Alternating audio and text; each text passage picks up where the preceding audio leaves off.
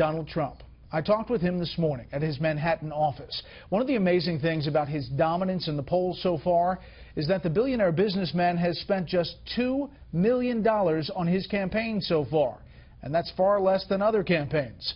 So he's not running out of money, and he's leading in almost all of the national and state polls, yet he says the most pressing question he's getting lately from reporters: what would force him to get out of the race? You're leading, by all accounts, in almost every poll we see, big, even in early states. And yet you're starting to get a lot of these questions about when would you consider getting out of the race? Well, Bret, it's very dishonest reporting. I mean, basically, they ask me, would you ever get out of the race? Now, I'm leading in every poll. I'm saying, strange question. I said, yeah, I guess if I did terribly, I would get out of the race, but you know, I'm not. I'm doing well. And then they say, oh, Trump maybe will get out of the race. Such dishonest reporting. So, you know, I give a very simple answer. I'm not getting out of the race. I'm not going to get out. Because when I answer it that way, like you look at some of the people that are polling right now at 0, and they ask them the question, they say, oh, they're never getting out, when you know they're going to be out over the next couple of weeks. So I think it's just a simpler thing just to say I'm not getting out of the race. I'm here to stay. I'm going to win it, and we're going to make America great again. You think much simpler answer. Right. You think you have to win Iowa and New Hampshire? I don't know, but I'm leading in both. I think I, might very well be able to do that. I'm certainly leading in both, and leading significantly actually in one. And I'm going up to Iowa tomorrow. And we have a packed house, as usual, and it's going to be a lot of fun. I'm having a lot of fun doing it. I want to ask you some things that you haven't been asked, and that is a challenge, because you do a few interviews. I do. Trans-Pacific Partnership, the trade deal. You came out on Twitter. Terrible. Why? Because we have so many different ways. First of all, China is going to go into that deal. You know that. I mean, this is a backdoor for China. But they don't talk about currency manipulation the way they should. In fact, they didn't even mention it. And then a group came to see me, and we actually did an ad saying you have to talk about currency manipulation. The #1 way that we're getting hurt is currency manipulation. China does it brilliantly. Japan does it brilliantly. We don't do it at all because we have people that don't have a clue. They don't know what they're doing. But there are so many different backdoors to that trade agreement, and basically it's done by the lobbyists, it's done by the special interests for certain companies that want it, but it's not good for our country. We're losing our jobs, we're losing our money, we're losing our base, we're losing everything. These trade deals are negotiated by people that don't know what they're doing. So it doesn't bother you that you're on the same side as Bernie Sanders on this issue? It's not the same side, and if it is, it's fine. We're on the same side for different reasons. You see, I like the trade. He doesn't want the trade. I like the trade, but it's got to be equal or better for us. Not even, if you look at the imbalance that we have with Mexico as an example, and everyone always says about the wall, I'm going to build the wall. And I always say Mexico is going to pay for it, and I mean it. Mexico is going to pay. Everyone said, oh, that will never happen. Why would they pay? Let's say the wall is going to cost $7 billion. They were saying 12. Mine will be bigger, better, stronger for half the price. Okay, that's the way I do it. But let's say it's $7 billion. We lose in trade imbalance with Mexico $45 billion a year. In addition to that, we give them billions of dollars. Forget about what we lose. We also give them in subsidies. And the money they take out of this country is unbelievable. The economics of deporting 11 million immigrants, it just doesn't seem to add up for a lot of people. You're going to make it so tough, look. You're going to make it so tough that they're going to leave. Many of them are going to leave. Going to make it so tough, many of them are going to leave. And they're here illegally. We either have a country or we don't. What do you think of eminent domain? Well, I think eminent domain is wonderful if you're building a highway and you need to build, as an example, a highway and you're going to be blocked by a holdout, or in some cases it's a holdout. Just so you understand, nobody knows this better than I do because I built a lot of buildings in Manhattan, and you'll have 12 sites and you'll get 11 and you'll have the one holdout and you end up building around them and everything else. Okay, so I know it better than anybody. I think eminent domain for massive projects, for instance, you're going to create thousands of jobs and you have somebody that's in the way and you pay that person far more. Don't forget, eminent domain, they get a lot of money. and you need a house in a certain location because you're going to build this massive development that's going to employ thousands of people, or you're going to build a factory that without this little house you can't build the factory, I think eminent domain is fine. Now, the Club for Growth doesn't like it because of me. They came to my office right upstairs. They said, would you give us $1 million? They put it in writing. But back to the issue. You said in 2005, you said you agree with the Kelo case in the U.S. Supreme Court 100%. And that basically upholds eminent domain. If eminent domain, number one, a person has a house and they end up getting much more than the house is ever worth. You know, eminent domain is not like they take your house. You know, these people, because they're not very smart people, the Club for Growth people, and actually, I don't want to use the word extortion, but pretty close. They came up, they wanted $1 million, they would have been one. Well, other candidates are now using and talking about the issue. Think about it. They come up, they ask me for $1 million. I say, $1 million for what? I never even heard of the Club for Growth until 6 months ago. Yeah. I mean, you want $1 million? Club for Growth aside. No, let's talk eminent domain. Yeah, but this is one of the points I make. They ask for $1 million. I say no. Then they come out against me. They take some ads. Okay, big deal. Didn't have any impact at all. But eminent domain was one of their issues. So if you have a road or a highway, I get that. You got to do it. If you have a factory where you have thousands of jobs and you need eminent domain, it's called economic development. Bernie Sanders, when the decision came out, he said, he spoke out against Kelo case. He said the result of this decision will be that working families and poor people will see their property turned over to corporate interests and wealthy developers. It's not right. It's not right. Look, they get the way they talk. People would say, "Oh, it's turned over." It's turned over for 4, 5, 6, 10 times sometimes what it's worth. People pay them a fortune, but sometimes you have people that want to hold out just for the. Most of the time, I will say, I've done a lot of out parcels. I call them out parcels. Yeah. Most of the time, they just want money. Okay, it's very rarely that they say, "I love my house. I love my house. It's the greatest thing that ever." Because these people can go buy a house now that's 5 times bigger in a better location. So eminent domain, when it comes to jobs, roads, the public good, I think it's a wonderful thing. I'll be honest with you. And remember, you're not taking property. You know, the way you asked the question, the way other people, you're paying a fortune for that property. Those people can move 2 blocks away into a much nicer house. I know, but if they don't want to sell. Well, look, I mean, they don't want to sell. I feel. But we can move on. I know what you mean. I agree. I think it's a great subject. It's a very interesting subject. I fully understand the conservative approach, but I don't think it was explained to most conservatives. You say you'd be great on foreign policy in part because you're great at making deals, and you're a master deal maker. What kind of deal would you make with Vladimir Putin when it comes to Ukraine or Syria? If you look at Syria, and he is now hitting ISIS also, by the way, if somebody wants to go hit ISIS, that's okay with me. We owe $19 trillion. And you know what? We're going to get bogged down now in Syria. We just went through Afghanistan. We're going through it now. Iraq, which is a total disaster. And I said, and you and I have had this discussion, we should never go to Iraq. And I'm the most militaristic person there is. But you have to know when to do it. Iraq was stopping Iran from taking over. They were equal strength militarily. And they'd fight and fight and fight, and they'd move 2 feet this way, 2 feet that way, and then they'd get tired and they'd stop for a couple of years. When we decapitated Iraq, Iran is now taking over the Middle East, and Iran is taking over Iraq. And I said that would happen. And I should get points when people think about voting. I should get points for vision, because I was the only one that said of all of these people. No, in fact checked, that is definitely true. And we've gone back and looked at all the quotes, and you definitely did that. And you know who else has taken over? ISIS. Because ISIS came out of that too. Don't forget, ISIS was the disenfranchised people from Iraq. So we got ISIS out of it. That was the dumbest war. I mean, well, we've had some pretty dumb ones. Vietnam was right in there too, right? But this whole Middle East thing. So now what happens is Putin is in there. He's going to bump. He's going to get quagmired too. He's going to be, stuck in the mud. And my attitude is, he's fighting ISIS. You notice he's hitting ISIS pretty hard today. He's fighting ISIS. You know why he's fighting ISIS? Although there's a lot of other targets there too. Syrian rebels. Okay, sure, the rebels. So 2 things. One, you'd negotiate with Putin, you'd have a better relationship. I would probably have a good relationship with him, and maybe not. And if I didn't, I'd have somebody that would. But my whole life has been making great deals. That's what I do. You stand not by deals, not deals, great deals. 2, you stand by the statement back in 08 and 07 that you would impeach George W. Bush for getting into the Iraq War. I think he was a disaster, and I think it was one of the worst decisions ever made. He has totally destabilized the Middle East.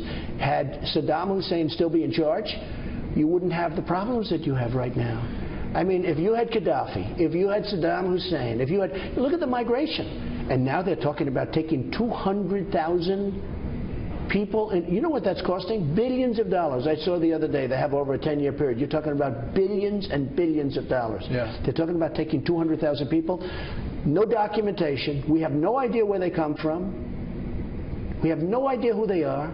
And the one thing I notice, and I say it to everybody, I look at the migration. They're all young. I mean, there's so many young, strong men. You said the U.S. should take some refugees in. I did. But then you said you would send them back. Well, no. Do you have to understand? I know. Different. They said, would you take 3,000? Yeah. I said, I hate to do it because we're like the patsy for the rest of the world. Why aren't the Gulf states, Saudi Arabia, Bahrain, you know, I mean, why aren't they, Qatar, why aren't they taking some people? They're not taking any. Maybe they're smart. You know, they're not taking any. They're not putting up very much money either. In fact, they're putting up almost no money. What I like is a safe zone built someplace in Syria. I do like that because on a humanitarian basis, it's terrible.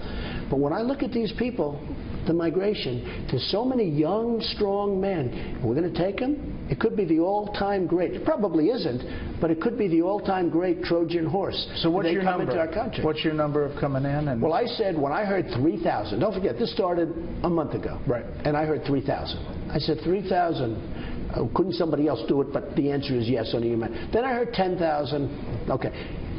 They're up now to over 200,000 people they want to take. These are crazy people. This is insane. Not only militarily, not only from the standpoint of the Trojan horse, meaning they come in and they turn out to be the enemy, which is fine, and we pay for it, right? That's a beauty. This would be greater than the example of the Trojan horse. This would blow the Trojan horse away. We asked people on Twitter if they had a question for you. D.T. Stevenson says, how would you as Commander-in-Chief confront Putin if Russia shot down one of our planes? If Russia shot down a plane, what would you do? Well, in my case, I don't think that would happen because I'd have a fairly different stance than a lot of other people. And I'm more militaristic than all of them. You know me. I am more militaristic than all of them. But you got to know when to do it. No, we don't want Russia shooting our planes and we don't want to shoot their planes down. What are we getting? Syria. What are we getting? We got to rebuild our country.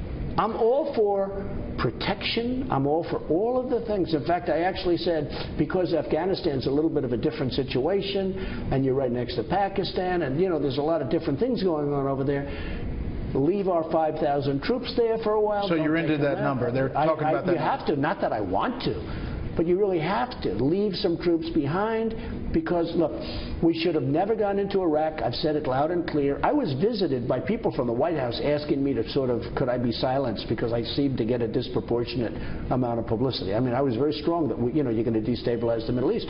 But I tell you, so that was a Bush mistake.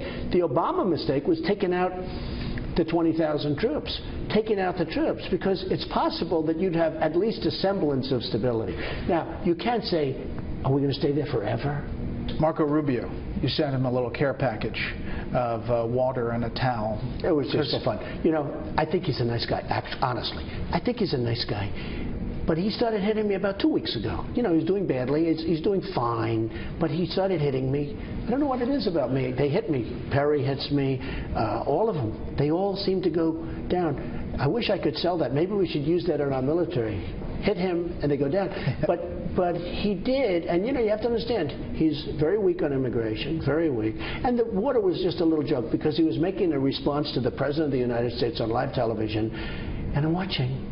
And I said, what just happened? He grabbed a thing of water, a container of water, and starts drinking it on television. I said, that's one I've never seen before. So we were just doing it in fun. Here's what he said today. Apparently the water is very high-quality water. It's top-notch water that he sent us, that Donald Trump sent us. Let me we're grateful for the gift. Well, that's good. I like him, too. I mean, honestly, I wish the Republicans could get together. You have to understand I'm a counterpuncher. I never started. I think you will say that. Bush started with me. And I've been very nice to Bush, but I want to be nice to everybody. I think it's very important for the Republicans to win that they get along. I'm not looking to do this with everybody. I'm not looking to do this. The Republicans have to. I want to get along with Mark. I want to get along with Bush. I want to get along with everybody. And whoever wins, wins. You don't want to do center seat, so I thought we'd ask some of the panelists for a couple questions to bring it to you. Okay. A.B. Stoddard. So she asks, quote, does a stunt like delivering water bottles and towels to Senator Rubio because he sweats a lot help your candidacy, help the ultimate GOP nominee win a general election, or make America great again? I think we're just having fun, honestly. It's really just fun, A.B. And I respect all the people in your panel, by the way, I have to tell you. And Mara some of them, oh, she's fantastic. All right, so here's her question. I've fallen in love with her. Here's her question. By the way, there was nobody nastier to Trump than her, and now I'm in love with her. I don't know if you will be. Okay, now I think I'm about to You're fall out still of it. at the top of the polls, right. But your lead is beginning to shrink, says Mara. Do you think the GOP voters are getting tired of you? No, I think the press is treating me very unfairly. I mean, I really do. If I go down a point, it's like a headline. Like, for instance, in Florida, I have 29, and Bush and Rubio have like 11. And the headline is, Bush and Rubio in tie for Florida. I figured I was like a 2. And then I say, wait a minute, I'm killing them in Florida, and I'm not even in the headline. I think I get treated unfairly by the press, but I think the people that are with me, because I get the biggest crowds, bigger than Bernie Sanders, bigger than anybody, 35,000 people in Mobile, Alabama, 20,000 people on 3 days' notice in Dallas. You just said yourself, you saw the other day, I mean, Oklahoma. A week ago in Oklahoma, I had 20,000 people. Oh, there's huge crowds. People get it. I mean, I don't think I'm treated fairly by the press. Charles Krauthammer, who, by the way, in Canada Casino, put his first money on. I saw that. I couldn't believe it. Did you see that? Thank you, Charles. I'm going to make you look good, Charles. All right, here's his question. I was so impressed by that. I told everybody. The big debate between liberalism and conservatism is over the size and scope and reach of government. Conservatives want smaller, limited government. Many of your proposals would require vastly expanding government's power. Deporting 11 million illegal aliens would be a massive law enforcement action, he says. Putting tariffs on, say, companies who want to build factories in Mexico, an example of big government telling private enterprise what to do.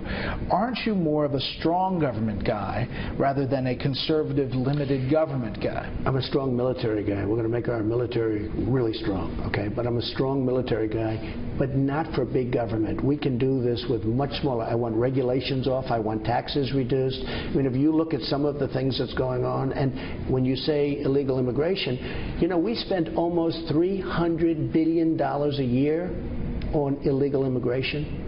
$300 billion. When we clean it up, and again, a lot of these people are terrific people. They're going to be coming back, but they come back legally.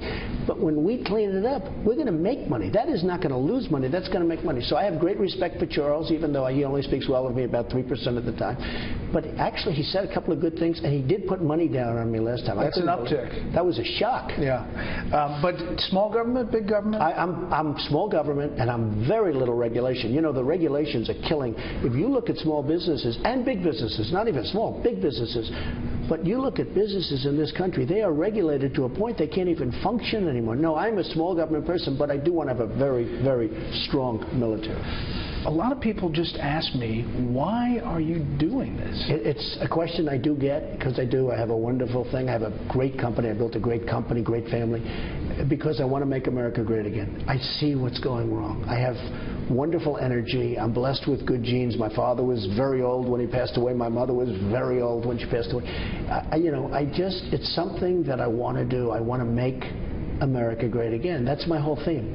And we can do it. And it's not even tough. When I straighten out the imbalances with China, with Japan, with Mexico, with Brazil, with, by the way, everybody, you're going to see things happen that will be really great.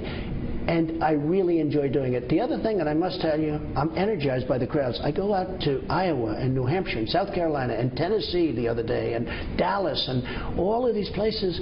I get thousands and thousands of people. It's like a love fest. So I really enjoy doing it, but we're going to make America great again. Last thing, New York Times Magazine, Mark Leibowitz article, he writes this: there is a certain prosperity theology aspect to Trump's appeal. The idea that you follow a minister because he is rich and has his own plane and implicitly and sometimes explicitly promises that you too will be rich. Do you think that is why you're doing well in America that is a celebrity culture? I've had great success. If I didn't have great success, I wouldn't be able to do this nearly as well. I mean, I guess I could be a regular politician, but they haven't had great success. I've had great success. People have seen that over there. That's why I was chosen for The Apprentice and lots of other things, which also became very successful. We have to make our country successful again. We have to make it rich again. You know, it sounds a little crass. Somebody said, oh, that's not so nice to say rich. Well, we have to make our country rich again to become great again. But there is a little truth to that. I think so. I think people do follow because I have had a great deal of success in my life. And I think if I didn't, maybe you and I wouldn't be talking right now. You know, when I say make our country great again, I actually think it can be greater than ever before. And with that being said, it has to be done quickly because we're going so fast in the wrong direction that this next election is going to be very, very important. So you're in it to win it? I'm in it to win it. Thank you for the time. Thank you.